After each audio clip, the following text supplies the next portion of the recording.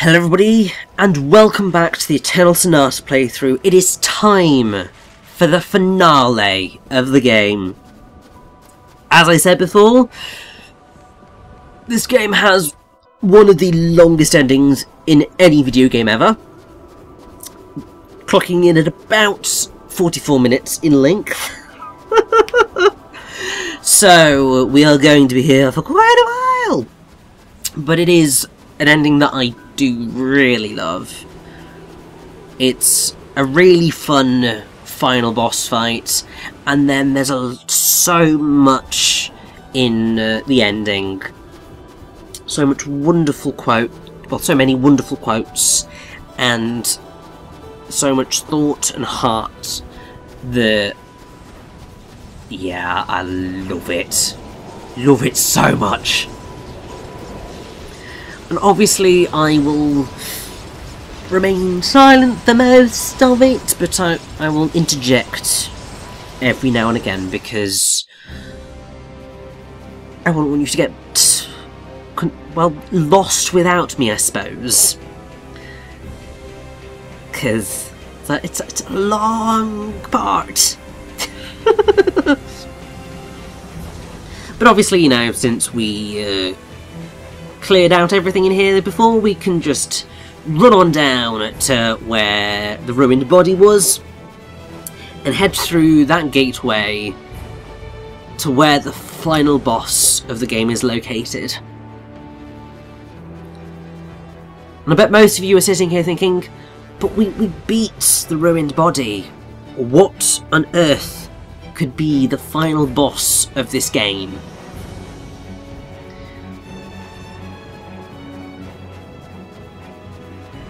And actually, it might not be what you would initially expect. And I think Eternal Sonata is particularly fascinating for going in the path that it does.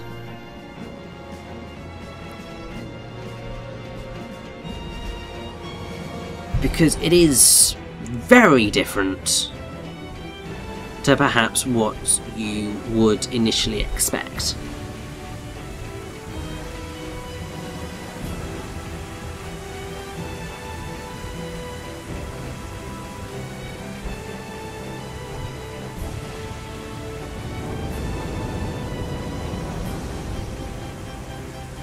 But either way,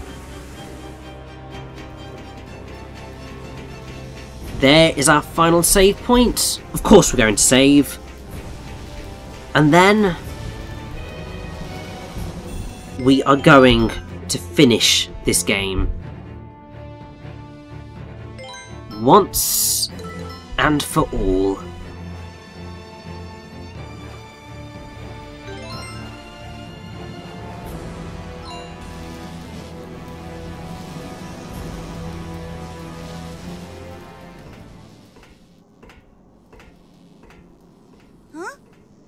Frederick? Hey, where are you going?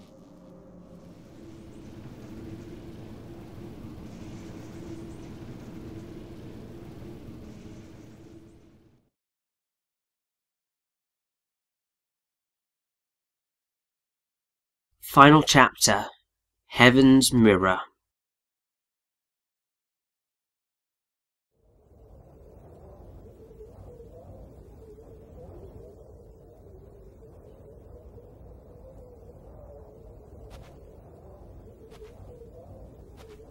When a man's consciousness is fading away, he will find, without fail, that he comes face to face with his own soul and must challenge it. It is the one moment when we are able to look directly upon our naked selves.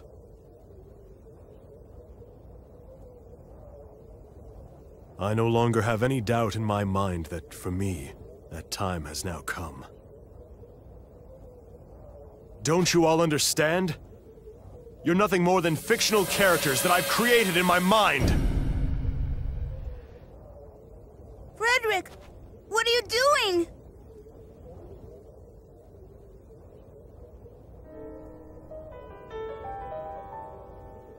When I'm defeated in this battle, A truth will be born in this world, and a fleeting dream will transform, slowly filling with color. And only when this ordeal is finally overcome will my soul at last be allowed to leave my physical body.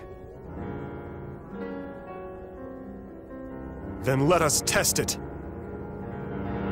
Whether my spirit can become a lance, capable of piercing through every one of you. We'll see if I'm truly such a weak human being. So yes, our final boss fight is against Frederick. Is that your magic? His final challenge against us. It's something that is perhaps slightly confusing why he would go for the logic of fighting us. It's something that is more clearly explained in the PS3 version, but it does make sense because Frederick's gone through this world, and even now, he still thinks this is his dream world, but these people seem so real.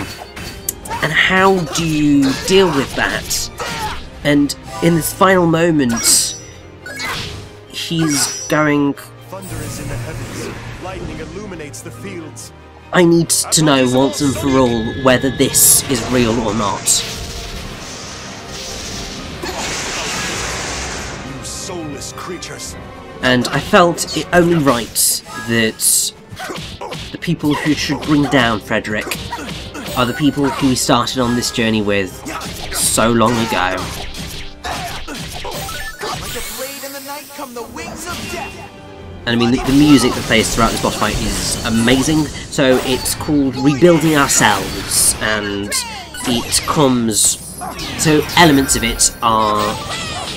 Well, it samples elements of Revolution, which is... It's just an awesome final boss piece. And yeah, I just do really love this fight. No one else. I am the only one here. Applaudissement Sonic!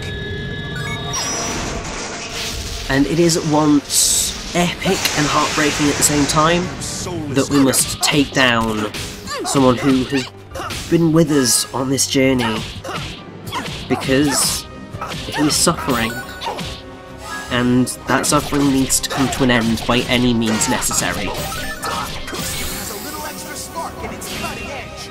Start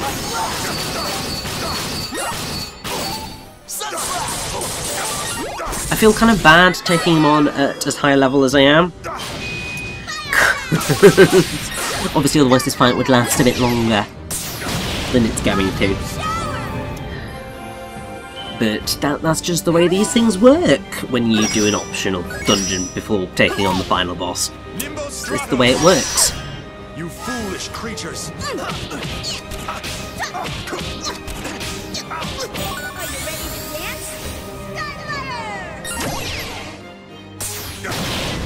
Fire blast!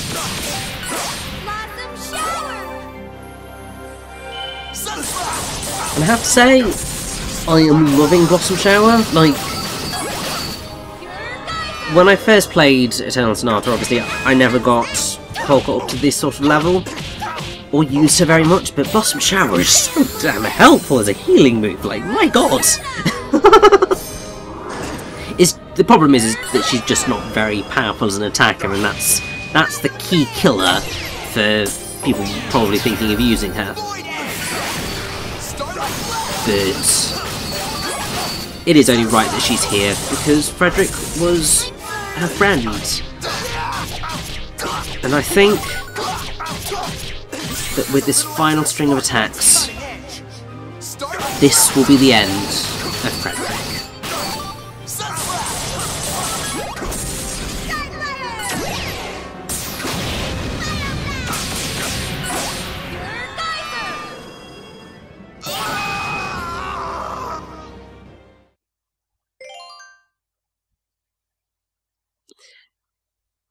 Definitely save the game. Definitely save the game, because otherwise, obviously, you won't be able to do an encore mode playthrough effectively. And then, obviously, definitely view the ending, because it's it's beautiful, and I'm overwriting my last one because, really, I have no need of that save file any longer. And now let's sit back and enjoy this beautiful, slightly confusing, very philosophical, and heartbreaking ending. Able to defeat you. It is different slightly in the PS3, well, actually quite a lot differently in the PS3 version, but I'll leave you to discover those for yourself.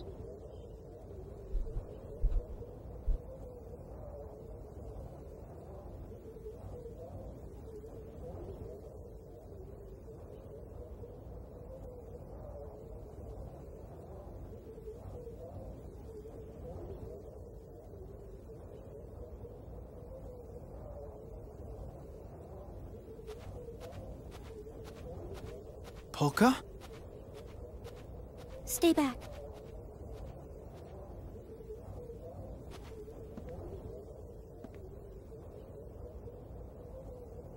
Allegretto, I'm sorry that I didn't tell you about this before. I couldn't tell you. I didn't think you'd take me here if I'd explain why I wanted to come.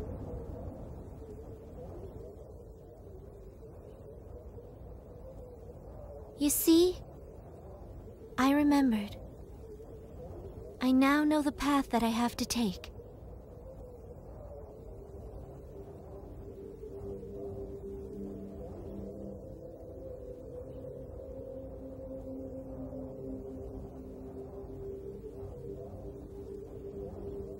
The sea. You will jump into the sea. Oh, Mom. I can finally see what your kindness was always hiding from me.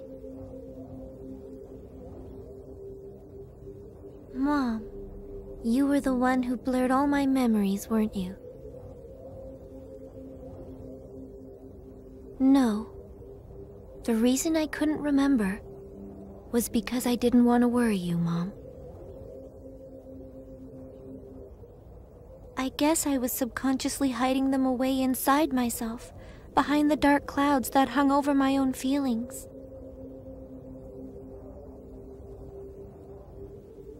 It is your fate to go into the sea.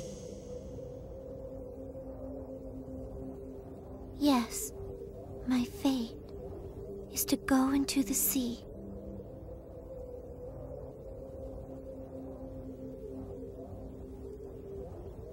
We lived our lives looking away from what was too difficult to face. We ignored everything hurtful and only saw what we chose to see. The world we created and nurtured in our hearts became increasingly real over time.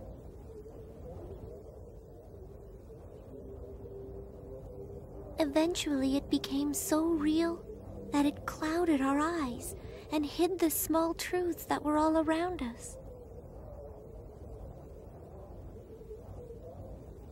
Just like the shining of the stars is blotted out by the glare of the city lights. And to think it was part of my own memories.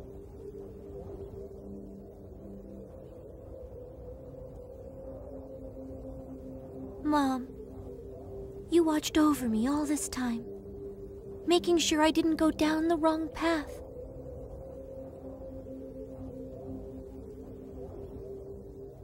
But after I left home, after I left you, I realized something.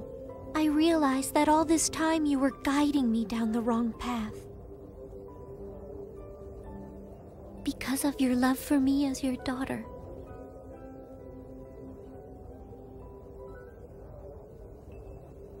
I'm grateful, Mom.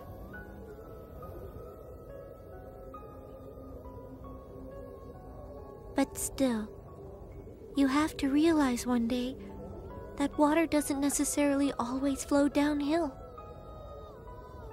It can sometimes become a high tide and surge up into the past, pushing a small stone upstream. This is the right path for me, and at the end of it, there lies a fate I cannot escape.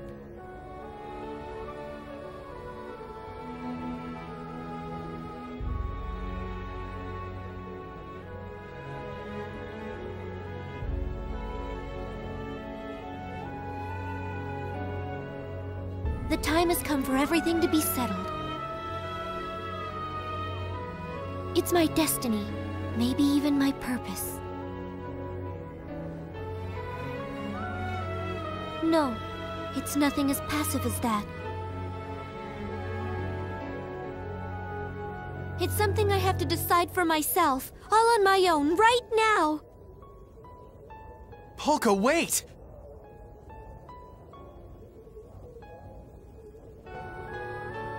It's okay.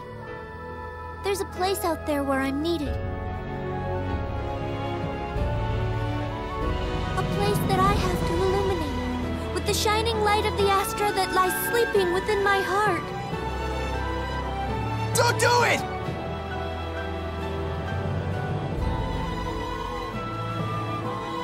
I must do this. And it's for the person who means the most to me. My life is nothing compared to his. Doing this is easy if it's for him.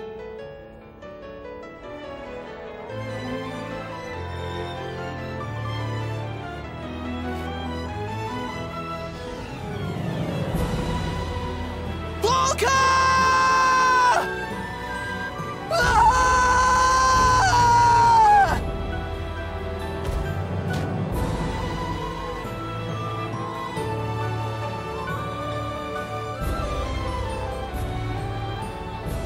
Why couldn't I do anything? What should I have done for her?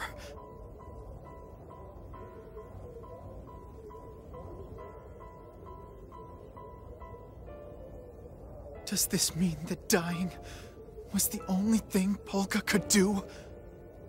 There wasn't any way we could save her? Why did Polka have to suffer? What did she ever do to deserve that? What is wrong with this world? Damn it! Damn it! Damn it!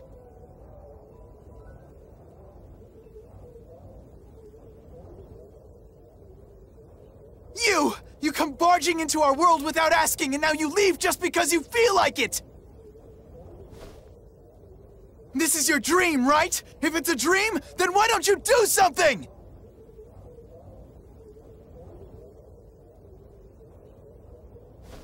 Please. You have to do something.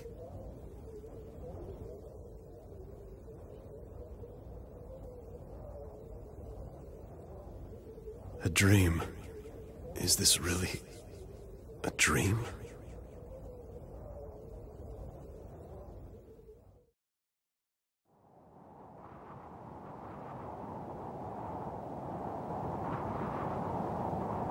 Thank you, everyone. I know it didn't last very long, but really, this was the best time I've ever had in my life.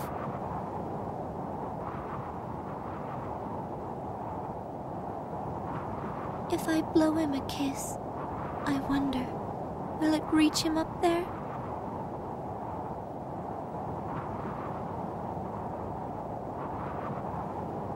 I hope so. I really do.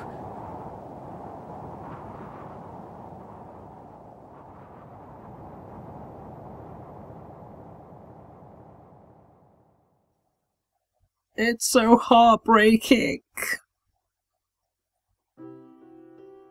But now, we're going to get something quite fascinating. The characters of the game are going to deliver a bunch of philosophical questions to the player. No one wants to touch someone like me. And they're the type of things that really do make you think. They might get And sick too.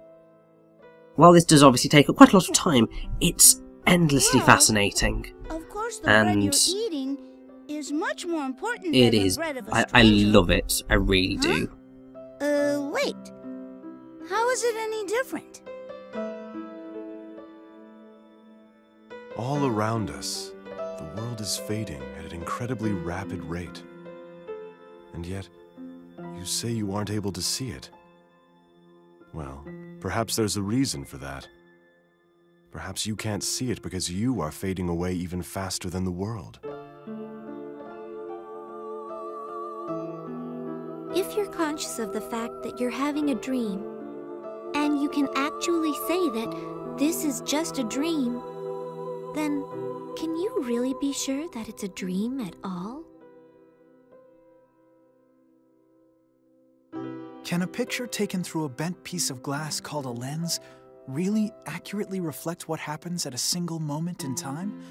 It seems to me that your eyes would have to be pretty bent themselves for that to be possible. Something that people think is useful but can actually be harmful in the long run? Well, the only thing I can think of right now is mineral powder. But I'm sure there are lots of other things out there. Maybe if you think about it for a while, you can come up with some things that I don't know about. I think that everyone knows deep down that some things that might seem useful to us right now could actually be hiding a danger to the future. And yet there are many people out there who simply refuse to accept that. Are people really so foolish that they aren't willing to sacrifice those little conveniences for the sake of the future? If people are too deeply involved in a problem, is it really not possible for them to realize what's wrong until it's too late to do anything about it? The standards for justice in this world are decided amidst the driving ambitions and turbulent emotions of a small handful of people who just happen to possess the greatest influence. Well, you certainly have been born into a difficult era. A lifetime to build, a moment to destroy. Will human beings ever become masters of creation, or are we only destined for destruction? I was acting out a part up until the moment I died. Do you plan to spend your whole life pretending to be someone you're not?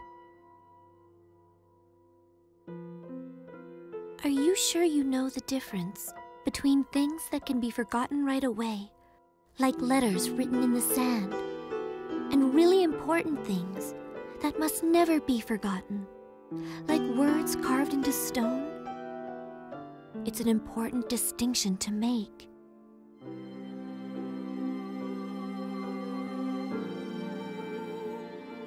Without realizing it, people tend to act in ways that suit their own best interests, and before they know it, they've turned all their efforts to seeing just how powerful or successful they can become. It can't always have been like that. Things must have been different in the beginning. Try to remember the feelings you had when you first started out. Can't we make better use of the energy we spend maintaining our feelings of mistrust? There must be a way. If we could all do that somehow, I think it would make it much easier to live a life filled with light. When I realized that I had no hope of beating Claves, I ran away. What about you? Are you like me? Do you run away from situations where you know you can't win too? The view of Retardondo is so beautiful at night. But which part of that view is the most beautiful thing about it? The flickering of the city lights below? Or the twinkling of the stars in the night sky above? As the leader of Baroque, I am responsible for making the people of my country suffer under the fear of impending war. The citizens of Baroque are innocent people, whose only crime is living in the kingdom I rule. And there are others in this world who suffer similar misfortune. Remember to be very grateful if you are lucky enough to happen to live in a country at peace. I believe that the future holds infinite hope for all of us. So no matter what the odds, however slim the chance, I always try to hold on to that hope.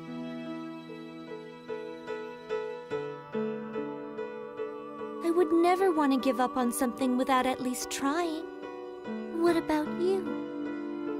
What would you have done in my place? Would you still draw a fortune if you already knew what it was going to say? Suppose you could not be sure whether or not there was any ground behind you. Knowing that, would you still have the courage to take a step backward? At certain times in life, does it not take much more courage to take a step back than to take a step forward? Would you be courageous enough to do it? If you live with your eyes closed to whatever is difficult to face, does that mean those things don't exist? People with brightly glowing astras always have to suffer in the end. Is the place where you are a miserable world like that? Don't you want to change it? You can't just sit back and accept a destiny of death. You have to fight back, resist. You have to try as hard as you can. After all, that's what life's all about, isn't it?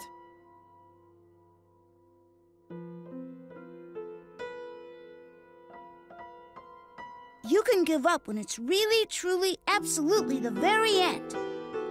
Until then, you gotta try and do whatever you can. I guarantee that you still have time. That's right. You still have time. Absolutely. Now is when it really begins. Just take a moment to steady yourself. I know what it feels like to have a future filled with doubt. To feel overwhelmed. To think it's all over. To want to give up on everything. But there's no use just thinking about it. You can't hesitate. You need to act upon it. Since in the end, all you can do is try as hard as you can.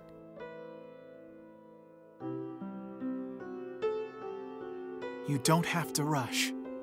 There's still time. You have infinite potential after all. I promise you, even now, you can still do it. All you have to do is the very best you can.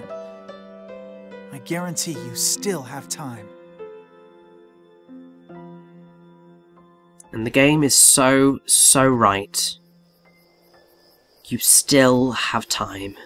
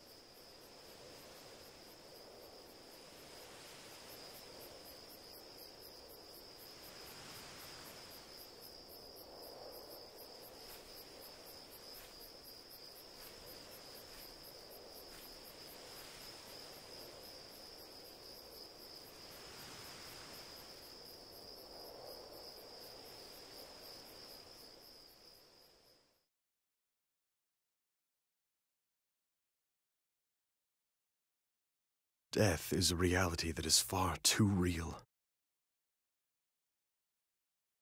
I've walked this dreamlike journey within a dream, so that once and for all, I could accept that. And now, at this moment, all things shall reach their finale!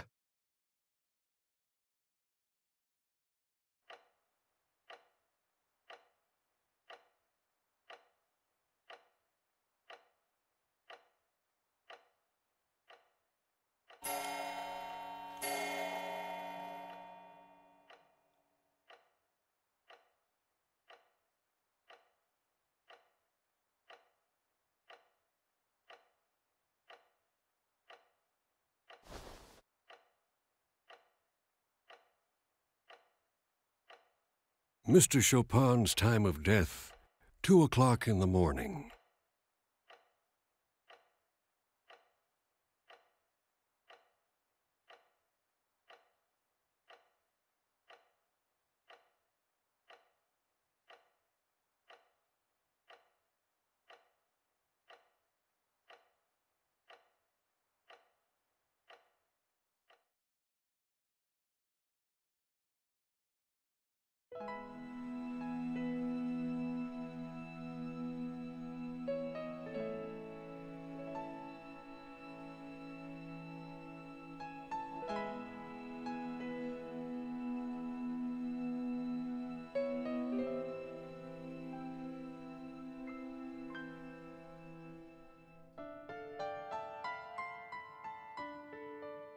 Mommy, why are there waves in the sea?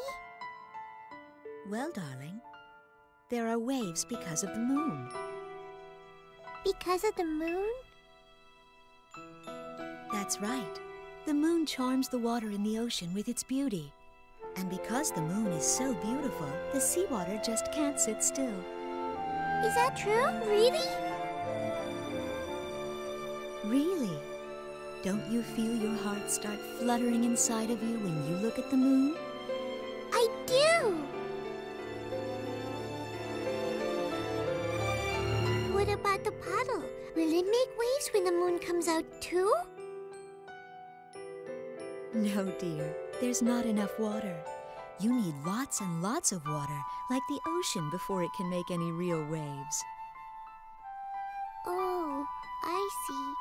But that's weird. Why can't a little bit of water make waves too? I won't let you die, Polka. After all, you've only been alive for 14 years. A 14-year-old girl must live her life. The amount of water is the most important part of creating waves. That can be said about people as well. There are many things in this world that can charm people's hearts, just like the moon charms the sea. Things like wealth, vanity, status, image, and power. When the sun is out, they hide in their buds and then open their blossoms only when it is truly important. Bigger and stronger. Drawing in even the faintest amount of light, they decisively embody it. And in doing so, reflect something that people can never see. They wait for the moment when the world is trapped in darkness, and then blossom with glowing light. Terrible conflicts. On the grassy plain, they paint a picture of the star-filled night sky that was blotted out by the city lights. I guess. Isn't it pitch black around you? Isn't the world covered in darkness? But if something like that ever were to happen come. in your life, It's 2 o'clock in the morning. To jump into that sea. The time for you to blossom has come. Because when you do, those big waves will calm down. Do you remember? It may be You said it was up to me whether I wanted to call them Heaven's Mirror You'll bring joy to the Death person Lights. who means the most to you. Really? I'm still allowed to choose, am I not? Okay! Well, then I shall make my definitive choice. Right now. Though it's insulting to compare That flower that so resembles you. That flower that boldly challenges the darkness. I choose to call it Heaven's Mirror.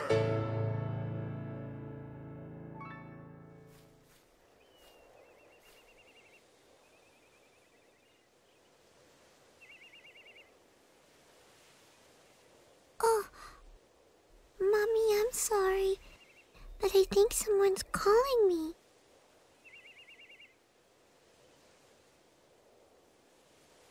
I see.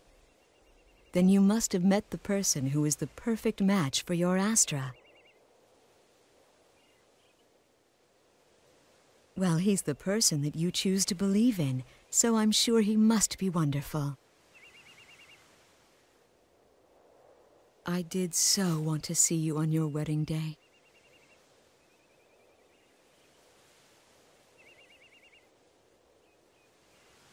But now, I suppose the only thing I can do for you is to tell you this.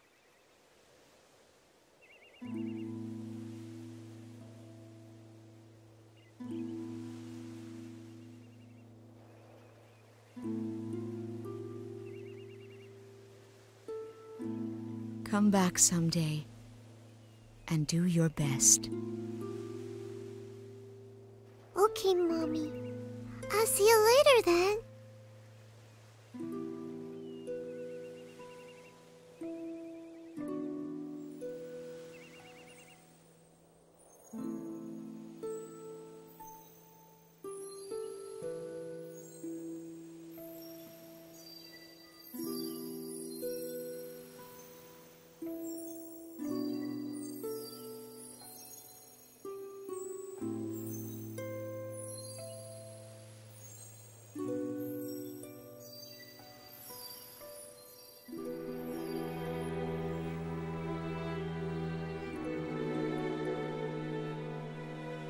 Have I been able to become more like the seawater that is stirred by the beauty of the moon? Thank you, Polka dear. Please, be happy.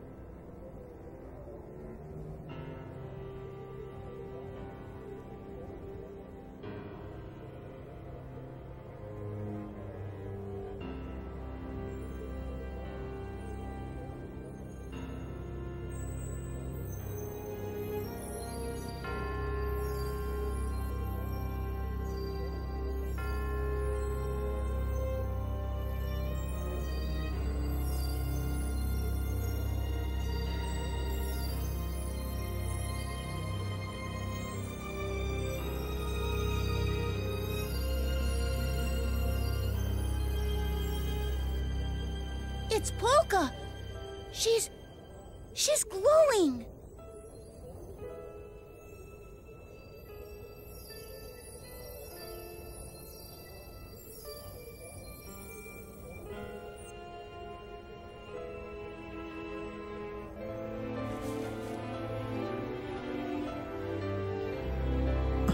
Polka!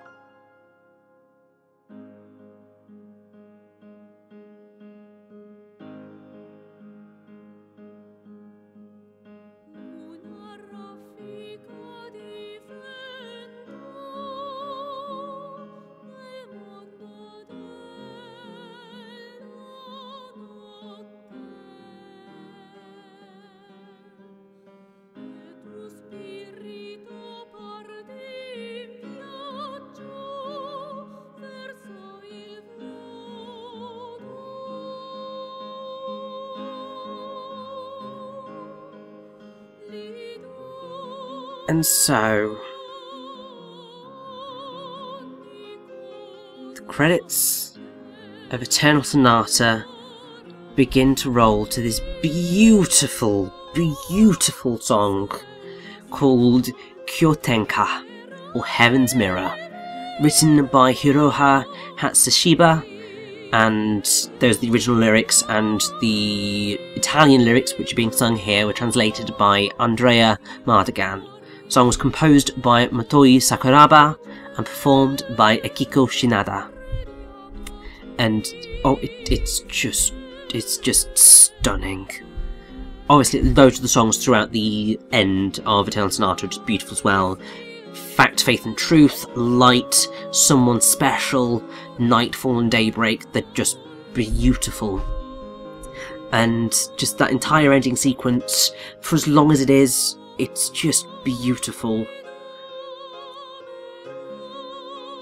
And it's heartbreaking for Haruka to sacrifice herself to protect and rescue Frederick, and for Frederick to obviously pass away in real life, to live forever in this fantasy world that he believed he concocted. And obviously there's the whole idea of the cycle that seems to have occurred. I think there are theories about what that means. My interpretation is that in Frederick Francois Chopin's last few days, he was trapped in this endless cycle of a dream. Every night, something different happening in this same story, until something finally broke the cycle. He was finally defeated by Allegretto and Polka and everyone. And that finally allowed him to be at rest and pass away. And in breaking that cycle, he was able to rescue Polka and bring her back so that her and Allegretto could be happy. And oh, it's just so beautiful. And obviously, I've said throughout this game how much I do really love it. Obviously, it does have issues in that if you go into far too many battles, it can end up being slightly samey. It's a game that really does like to beat you over the head with its philosophies and its moral lessons, but at the end of the day, there are moral lessons that are important to learn. And I appreciate that it tried to achieve that. And also, I love that it wanted to educate on music. Not only the life of Frédéric Francois Chopin, but also his music. And putting such a heavy emphasis on Chopin himself. There's never been a game... Well, there was never a game like it before. And I doubt there will ever be a game like this again. It's really quirky, and even though it is a very niche title, I think it's one that I would certainly recommend people have a look at, because it is so much fun to play. And all of the characters are really lovely. It doesn't matter which version you play. I would say that probably the PS3 version is better in terms of fixing elements of the narrative. But I think that I'm still very happy with the 360 version that I've got. Largely because I think that they ended up cutting out the thing that's basically the stinger, which is a lovely little animation which is called The Shape of Life, which I think does... It's not necessarily meant to be fully connected with the rest of the game, but it does sum up in a really cute and sweet way a lot of the overall... Well, the overall message of Eternal Sonata, I suppose. And it's just so charming and I love it. And really, that's basically most of my comments that I have for this game. I would definitely recommend checking it out, and I'm sure that one day I will return to it once more and finally do the Encore mode playthrough. Not on YouTube, but just for me, at some point. Just to finally say that I've completed the game, because I certainly feel like it deserves it, and I enjoy it enough that I totally would in the future. But as these credits work their way to their conclusion, I have to say thank you all so much for watching. I hope you've enjoyed my playthrough of Eternal Sonata. I hope you enjoy the little stinger of The Shape of Life, and I hope you will join me in the next playthrough or walkthrough, which will be beginning really soon. Thank you all so much.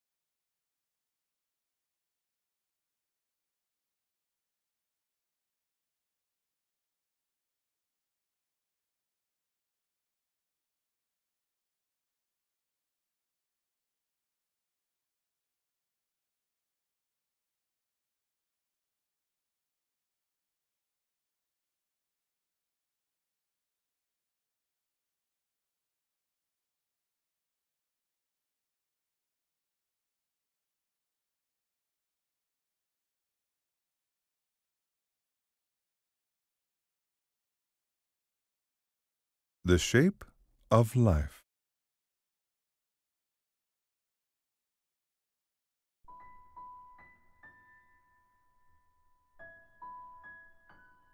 One day, the caterpillar asked the snail, "Mr. Snail, you know many things.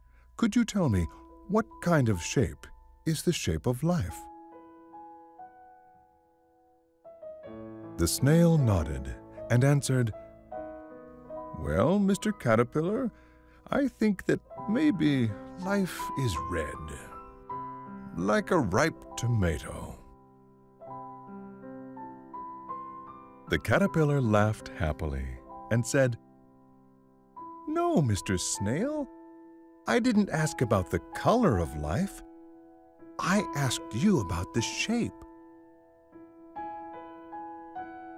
The snail nodded and pondered, and then he answered, "Well, Mr. Caterpillar, I think that maybe it has a sweet scent, like a pot of honey."